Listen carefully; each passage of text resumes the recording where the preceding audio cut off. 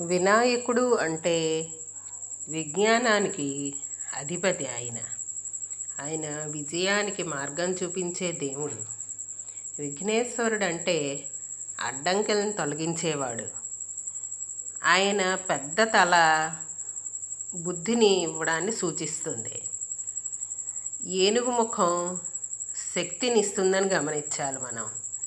చిన్న కళ్ళు ఏ విషయాన్నైనా గమనిస్తుంది. చిన్న కళ్ళు అంటే ఎంత చిన్న విషయం దగ్గర నుంచి పెద్ద విషయాలని కూడా ఏ విషయాన్నైనా గమనించే శక్తి ఉంది అని చెప్పి అర్థమవుతుంది.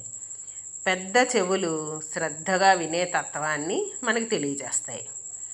ప్రతి మంచి పనిలోనూ ముందు ఆయన పేరు తలుచుకొని మొదలు పెట్టడం వల్ల ఓం శ్రీ గణేశాయ నమః అని మొదలు పెట్టడం వల్ల విజయం కూడా మనదే అవుతుంది.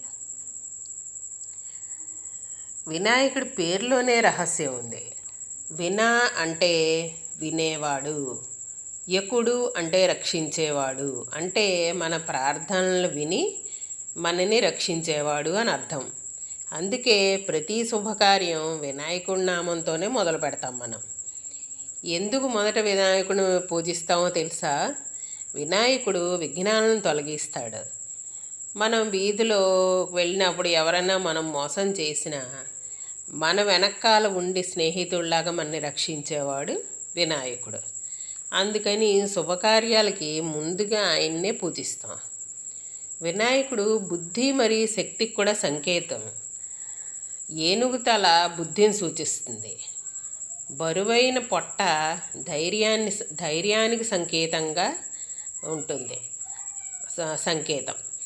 ఎడం వైపు మోదకం ఉంటుంది. అది మనకి తీపి ఫలితాలను ఇస్తాను మీకు అని అనడానికి చిహ్నం. అది వాహనం ఎలుక ఎంత చిన్నదైనా సరే, వాహనం ఎలుక ఎంత చిన్నదైనా పని మాత్రం గొప్పదే.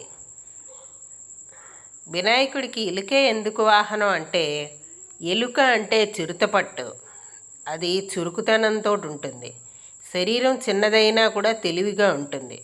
ఆ తెలివికి అధిపతి వినాయకుడు. అందుకే ఆయనకి ఎలుక వాహనం. వినాయకుడి మూతి పెద్దగా ఉండేది ఎందుకు అంటే, అది ఒక గుర్తింపు. మనిషి ఎంత చదివినా వినాలి, అర్థం చేసుకోవాలి. మాటలు తక్కువ ఉండాలి, వినే శక్తి ఎక్కువ ఉండాలి. అందుకే వినాయకుడు శ్రద్ధకి చిహ్నం. వక్రతుండ మహాకాయ సూర్యకోటి సమప్రభ నిర్విఘ్నం కురుమే దేవ సర్వకార్యేషు సర్వదా అనే చిన్న మంత్రాన్ని మనం చదువుకుంటూ ఉంటే వినాయకుడి యొక్క అనుగ్రహాన్ని ఎప్పటికీ మనం పొందవచ్చు. శుక్లాంబరధరం విష్ణుం శశివర్ణం చతుర్భుజం ప్రసన్నవదనం ఛాయేత్ సర్వ విఘ్నోపశాంతయే అనే మంత్రాన్ని కూడా మరొక చిన్న మంత్రం. దీన్ని చదువుకున్నా కూడా మనం వినాయకుడి యొక్క అనుగ్రహాన్ని ఎల్లప్పుడూ పొందొచ్చు. సరే, ఉంటాను. బాయ్.